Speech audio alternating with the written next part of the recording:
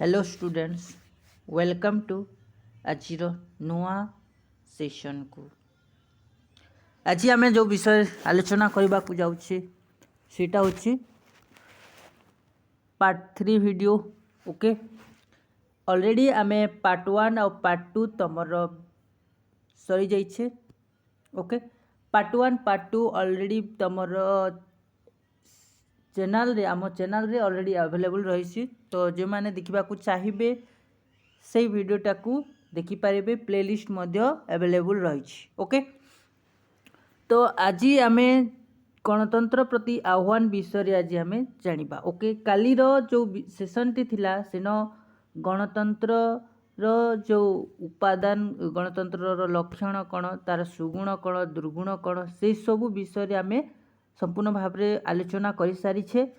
तो आज आम जो विषय आलोचना करमा सेटा होची गणतंत्र प्रति आह्वान। कौन गणतंत्र प्रति आह्वान गणतंत्र प्रति आह्वान। ओके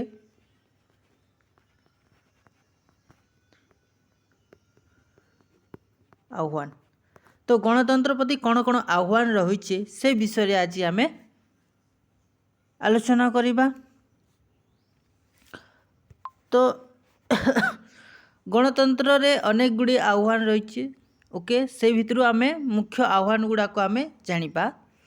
जेमती कि हला तमरो जेमती कि असमानता है गोटे प्रकार आह्वान समानता। दुई रे तमर हला निरक्षरता निरक्षरता तापरे असमानता निरक्षरता नक्सलाइट जेनटा कि नक्सल समस्या बोली कहुचे नक्सल समस्या ता सहित आहरी गोटे रही जोटा कि लिंगगत असमानता। कौन लिंगगत असमानता। तो यही सब हूँ कौन गणतंत्र प्रति आह्वान। ओके तो गणतंत्र प्रति आह्वान रे सेटा आम जानिबा। लिंगगत असमानता विषय में आम जानिबा किंतु असमानतार अर्थ प्रथमे आम जानिबा असमानता माने कौन। असमानता बा इनइक्वालिटी जहाँ को कहूचे। ओके तो गणतंत्र रे असमानता माने देख जिते बेले गणतंत्र आलोचना पर्यालोचना जो माने करती विशेष व्यक्ति माने से माने बहुत विस्मित और चकित हो जाती कि भारत रे असमानता रही। अनेक गुड़ी को नहीं असमानता देखा जाए। जेमती गला तुम जाति जाति भितर असमानता रही तापर लिंगगत भेदभाव रही ता सहित वर्ण विशेष मध्य असमानता रही आउरी आर्थनैतिक असमानता रही उच्च नीच धनी गरीब जहाँ भी से सब मध्य असमानता रही। एते असमानता भितरे मध्य गणतंत्रता कौन आम प्रतिनिधिमूलक गणतंत्र गोटे सफल भाव में तिष्टि रही। तो यहीटा जिते बेले आलोचना करती गणतंत्र विशिष्ट व्यक्ति माने गणतंत्र प्रति आलोचना पर्यालोचना करती से माने बहुत चकित हो जाती बा आश्चर्य हो जाती। तो एते असमानता भितर गणतंत्र केमती तिष्टि रहुछि बोली से माने बहुत चकित हो जाती। ओके तो यही असमानता हेउछि समाज लोक मानक मध्यरे जेमती कि धन संपत्ति आय व्यय तथा साधारण जीवन यापन क्षेत्र में तारतम्यता देखा जाए। जो मैंने धनी व्यक्ति माने सेमानकर लाइफस्टाइल अलग थाए गरीब लोक मान लाइफस्टाइल अलग थाए। ओके तो सेमानक भितरे बहुत पार्थक्य देखा जाए। ओके सेमानक भितरे बहुत पार्थक्यता देखा जाए थाए। उच्च जातिर लोक नीच जातिर लोक मानक छुईबा पाई भी घृणा करती। तो सेमानक भितरे मध्य गोटे प्रकार असमानता देखा जाए थाए। ओके जहाँ असमानता हेबा द्वारा आमर गणतंत्र बहुत प्रोब्लेम बा बहुत गुड़े प्रोब्लेम देखा जाए।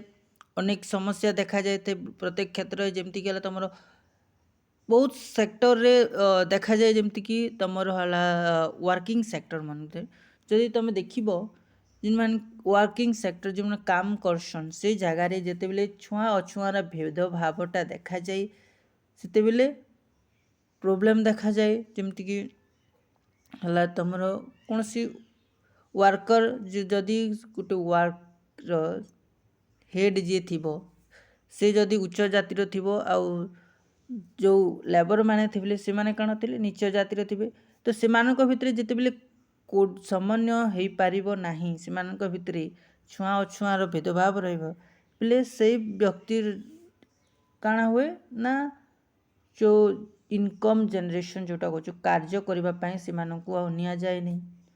ତ ଯାହାଦ୍ୱାରା କି ଆମର ମାନେ ଇକୋନୋମିକ୍ ଗ୍ରୋଥ୍ ପାଇଁ ବି ସେଇଟା ଏଫେକ୍ଟ କରିଥାଏ। ବୁଝିପାରୁଛ?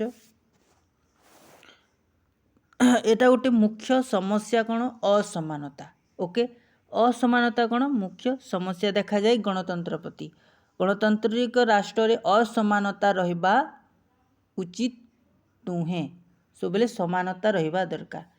ଓକେ, ଜାତି ପ୍ରତି ହଉ କିମ୍ବା ତୁମର ଅର୍ଥନୈତିକ କ୍ଷେତ୍ରରେ ହଉ, ସବୁ କ୍ଷେତ୍ରରେ ସମାନତା ଥିବା ନିହାତି ଦରକାର। ଓକେ, ସମାନତା ଥିବା ଦ୍ୱାରା ଆମର ଗଣତନ୍ତ୍ରଟା ସଫଳ ହୋଇଥାଏ। ତାପରେ ହେଲା ନିରକ୍ଷରତା, ଇଲିଟ୍ରେସି। ନିରକ୍ଷରତା ଆଜିର ଯଦି ଆମେ ଦେଖିବା ସମୟରେ ନିରକ୍ଷରତା ଗୋଟେ ବହୁତ ବଡ଼ ସମସ୍ୟା। ବଡ଼ ବଡ଼ ଯେଉଁ ଦେଶମାନେ ରହୁଛି ଯେମିତିକି ହେଲା ତୁମର ଜାପାନ, ଯୁକ୍ତରାଷ୍ଟ୍ର ଆମେରିକା, ଇଂଲଣ୍ଡ, ଜର୍ମାନୀ, ସେଇ ଦେଶରେ ନିରକ୍ଷରତା ନାହିଁ, ମାନେ ସାକ୍ଷରତା ହାର ବହୁତ ରହିଛି। 99% ଲୋକ ସାକ୍ଷର ହୋଇଥାନ୍ତି। କିନ୍ତୁ ଆମର ଯଦି ଦେଖିବା ଆମର ଭାରତର ଅନେକ ଗୁଡ଼ିଏ ରାଜ୍ୟ ମଧ୍ୟ ରହିଛି ଯେଉଁଠାରେ କି ନିରକ୍ଷରତା ସଂଖ୍ୟା ଅଧିକ ରହିଛି।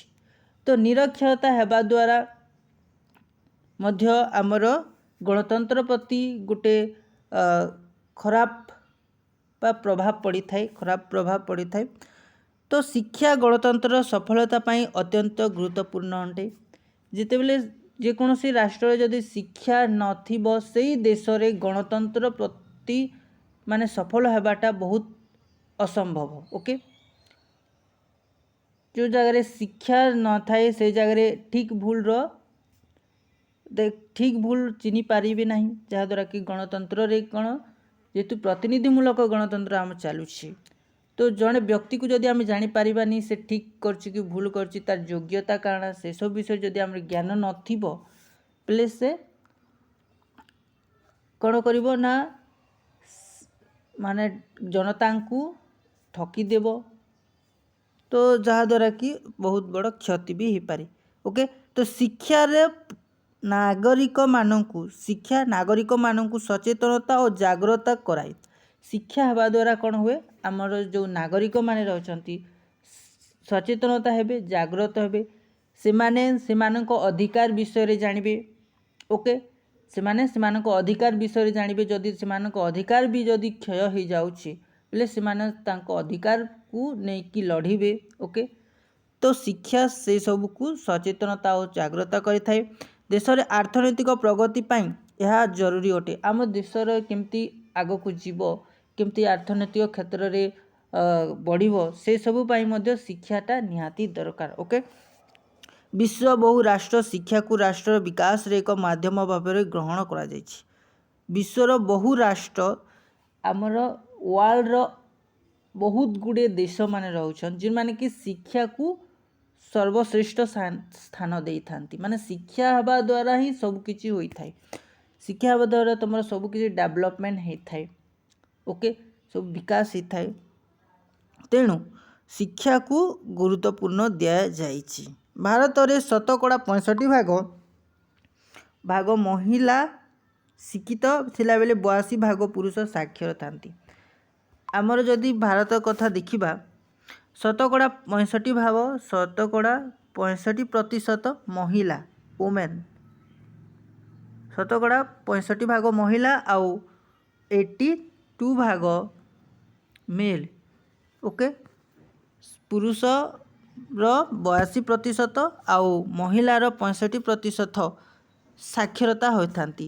ତ ଏଇ ଯେଉଁ ପୁରୁଷ ଆଉ ମହିଳା ଭିତରେ ବହୁତ ଗ୍ୟାପ୍ ରହିଯାଇଛି ଆଉ ବହୁତ ଜଣ ମହିଳା ନିରକ୍ଷର ଅଛନ୍ତି।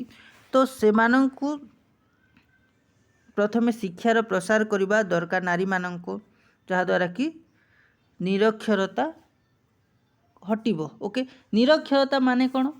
साधारणतः निरक्षर कहले आम बुझू कि जड़े व्यक्ति जदि लेखि किंबा पढ़ी न जानुथिबो से व्यक्ति को आम निरक्षर बोली कहि थाउ। ओके, निरक्षरता होची पढ़िबा एवं लिखिबा पई असमर्थ व्यक्ति को बुझाई। बुझी पारलो? निरक्षरता काहाकू कहा जाए कि जो व्यक्तिर लिखिबा किंबा पढ़िबार असमर्थ से व्यक्ति होचे, से व्यक्ति को आम कहूँ निरक्षरता। ओके, निरक्षरता जातीय जीवन पाई एक क्षमता सॉरी निरक्षरता जातीय जीवन पाई एक क्षमता। अधिकांश जनसाधारण एबे भी निरक्षरता अज्ञानर अंधकार जीवन अवबाहित करिसंती। ओके, वर्तमान समय भी जदि देखिबो अनेक गुड़े राज्य रही आमर भारतर जो कि अंधकार रे रहउचंती, माने कि निरक्षरता संख्या ज़्यादा रहुची।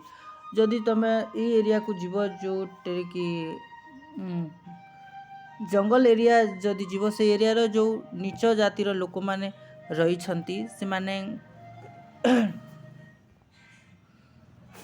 जो मान पाखरे कि पैसा पत्र माने बहुत पुअर पीपुल माने बहुत गरीब लोक माने से माने कौन करती ना से शिक्षा एते न थाए। ओके, तो से अधिकांश लोक निरक्षरता थांती, अधिकांश प्रायतः निरक्षर थांती। ओके, तो निरक्षरता को दूर करवा होची आमर मुख्य कार्य। तो गणतंत्र केतेबेले सफल हम जितेबेले कि निरक्षरता संख्या दूर हो जीवो। ओके, समस्ते साक्षरता हेबे। तापरे आसला निरक्षरता गला पर नक्सल प्रोब्लेम, नक्सलाइट प्रोब्लेम, नक्सल समस्या। भारत में नक्सलवाद सृष्टि। नक्सल केंति सृष्टि हुए? नक्सलवाद कि जो दरिद्र शोषित अवहेलित एवं आदिवासी मानू आदिवासी मान थांती तो से मानक प्रति हेउथिबा शोषण ही नक्सलवादर जन्म होइथाय। ओके, भारत में जो दरिद्र माने शोषित अवहेलित व्यक्ति माने आदिवासी मान जो रही तो से माने ही नक्सलवादर सृष्टि होता ही। तो यही गोष्ठी माने शासन व्यवस्था उपर प्रश्नवाची सृष्टि करिथिबा एक विद्रोहकारी गोष्ठी। यही विद्रोह ही भारत में नक्सल समस्या देखा जाए। ओके, नक्सलाइट प्रोब्लेम क्यों मान पाखरे देखा जाए? जो माने कि पुअर पीपुल माने जिन माने कि अवहेलित लोक माने जेंति कि आदिवासी माने तो से प्रति अनेक अन्याय अत्याचार होता है। तो से अन्याय और अत्याचार विरोध रे से माने पदक्षेप नहीं थांती जहाद्वारा कि से गोटे नक्सलाइट बोली कहा जाता है। तो एथिरो ही नक्सलाइटर समस्याटा सृष्टि होता है। ए जगह गोटे क्वेश्चन आसे नक्सलवादर जनक क्या कह जाए? नक्सलवादर जनक गोटे इटा मन रखिब। नक्सलवादर जनक, नक्सलर जनक चारू मजुमदार।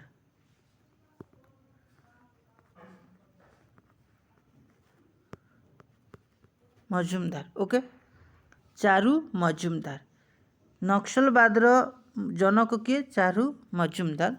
तो यह को नक्सलवादर जनक बोली कह जाए। एटा तुम एक मार्किया क्वेश्चन रे आसे। ओके, तुम बोर्ड एग्जाम रे एक मार्किया क्वेश्चन रे आसे। तो यहाँ टिके मन रखिब। ओके, तो ये जो नक्सलवादटा सृष्टि होता पश्चिम बंग कौटे? पश्चिम बंगर नक्सलबोरी ग्राम सृष्टि होता। पश्चिम बंगर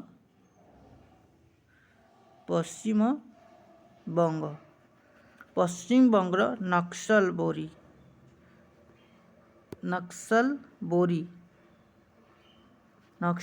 ग्रामरू नक्सलवादर सृष्टि होता। ओके, बुझिपार?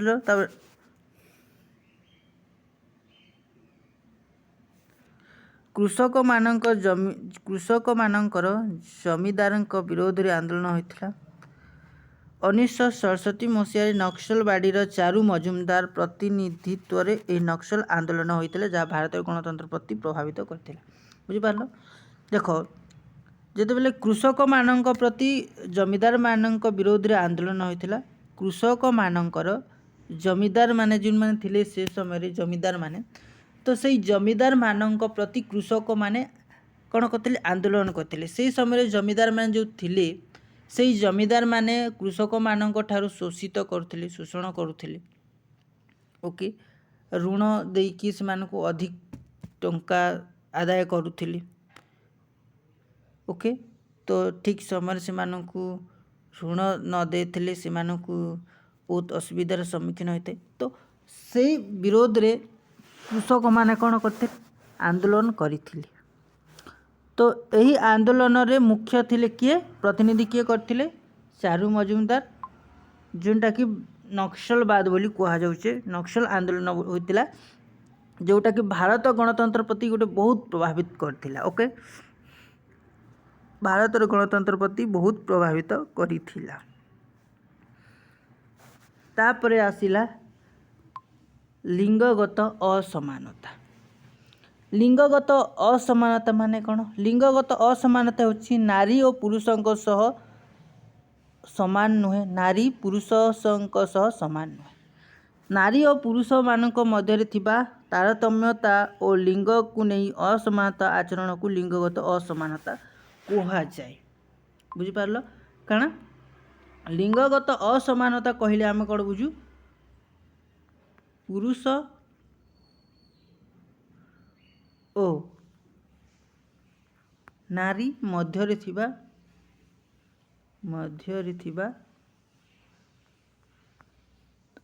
तारतम्यता कौन तारतम्यता नारी और पुरुष मध्य थिबा तारतम्यता बा भेदभाव को आम कौन कतु लिंगगत असमानता कहा जाए आई लिंगगत असमानता प्रत्येक क्षेत्र में देखा जाए लिंगगत असमानता प्रत्येक क्षेत्र में देखा जाए कौ जगार देख तुम वर्किंग प्लेस रे जिन जगह वर्किंग प्लेस रे पुरुष मान आउ नारी मान भितर असमानता देखा जाए जमती कि पुरुष मान को अधिक पैसा पे करा जाएसी पुरुष मान को पेमेंट अधिक दिया जाए as compare to women okay पुरुष मान को अधिक पेमेंट दिया जाए एज कंपेयर टू वुमेन तो से जगह असमानता है आउ जिते बेले तुम घरे थिब घरर समस्त कार्य किए करथाए वुमेन करिथाए आ पुरुष आउ घरे मध्य पुरुष आउ महिला भितरे असमानता देखा जाए कि महिला माने अधिक कार्य करती पुरुष मानक ठारू तो से मानक मध्य मध्य असमानता देखा जाए तो एटा लिंग को नहीं करी असमानता देखा जाए जो जॉब सेक्टर रे भी जदि देखिबो जॉब रे से जगह मध्य पुरुष और नारी मध्य असमानता देखा देई थाए भारत लिंगगत असमानता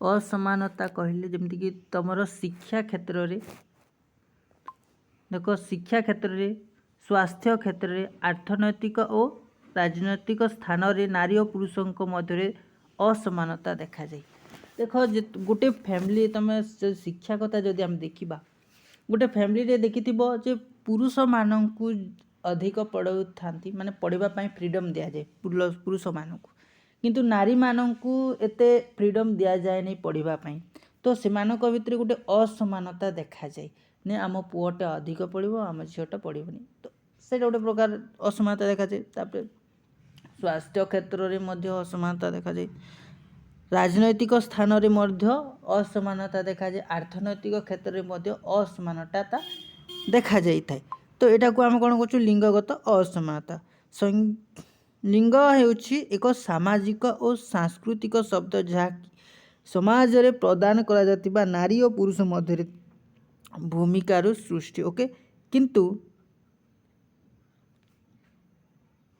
इन दिखाई सेक्स शब्दटी जैविक और मनस्तात्विक शब्द अटे लिंग होउछि आम सामाजिक व्यवस्था और मानसिकतार सृष्टि किंतु सेक्स शब्दटी प्राकृतिक जैविक वैशिष्ट्य सृष्टि होछि पुणी जन को झील पुणी ଭାରତରେ ଲିଙ୍ଗଗତ ଅସମାନତାର କାରଣ ଓ ପ୍ରକାରଭେଦ। ଲିଙ୍ଗଗତ ଅସମାନତାର ମୂଳ କାରଣ ହେଉଛି ଭାରତୀୟ ସମାଜରେ ଥିବା ପୁରୁଷ ପ୍ରଧାନ ସାମାଜିକ ବ୍ୟବସ୍ଥା। ଆମର ଏହି ପୁରୁଷ କେନ୍ଦ୍ରିକ ସମାଜରେ ନାରୀମାନଙ୍କୁ ଅବହେଳିତ ଓ ଶୋଷିତ କରାଯାଉଛି। ଭାରତରେ ଲିଙ୍ଗଗତ ଅସମାନତା ଦେଖାଯିବାର ମୁଖ୍ୟ କାରଣ ହେଉଛି ଭାରତ ଗୋଟିଏ ହେଲା ପୁରୁଷ କେନ୍ଦ୍ରିକ ରାଷ୍ଟ୍ର। ମାନେ ଭାରତରେ ପୁରୁଷମାନଙ୍କର ମୁଖ୍ୟ ରହିଥାଏ।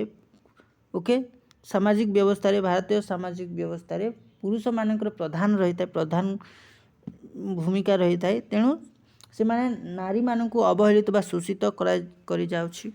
ତ ସ୍ୱାଧୀନ ଭାବେ ନିଜର ନିଷ୍ପତ୍ତି ନେବାର ଅଧିକାର ବି ବଞ୍ଚିତ ହେଉଛନ୍ତି ଭୟରେ, ଘରେ ଏବଂ ବାହାରେ ମଧ୍ୟ। ଯେହେତୁ ପୁରୁଷ କେନ୍ଦ୍ରିକ ରାଷ୍ଟ୍ର, ତ ନାରୀମାନେ ସେମାନଙ୍କ ନିଷ୍ପତ୍ତି ନେବାରେ ମଧ୍ୟ ଭୟ ହୋଇଯାଆନ୍ତି। ଚାହେ ଘରରେ ହେଉ ମଧ୍ୟ କିମ୍ବା କୌଣସି ବାହାରେ କୌଣସି ସେକ୍ଟରରେ କାମ କରୁଥିଲେ ସେ ଜାଗାରେ ମଧ୍ୟ, ବାହାରେ ଘରେ କିମ୍ବା ବାହାରେ ନାରୀମାନେ ନିଜର ଅଧିକାରକୁ ବା ନିଷ୍ପତ୍ତି ନେବାରେ ଭୟ କରିଥାନ୍ତି ପୁରୁଷମାନଙ୍କଠୁ। ଓକେ, ତ ମୁସଲିମ ସମ୍ପ୍ରଦାୟରେ ମଧ୍ୟ ନାରୀମାନଙ୍କୁ ଧର୍ମ ନାମରେ ପକ୍ଷପାତିତା ଶିକାର ହେବାକୁ ପଡ଼ୁଛି। ଦୁର୍ଭାଗ୍ୟର କଥା ହେଉଛି ଆମ ସମାଜରେ ଥିବା ସାମାଜିକ ଓ ସାଂସ୍କୃତିକ ବ୍ୟବସ୍ଥା ନାରୀମାନଙ୍କୁ ପୁରୁଷମାନଙ୍କୁ ଅତ୍ୟଧିକ ଭାବେ ବିବେଚନା କରିବାକୁ ବାଧ୍ୟ ହେଉଛି। ଓକେ, ତ ଏଇଟା ଥିଲା ଆଜିର ବିଷୟ, ଯେଉଁଟାକି ଗଣତନ୍ତ୍ର ପ୍ରତି ଆହ୍ୱାନ ବିଷୟରେ ଥିଲା। ଓକେ।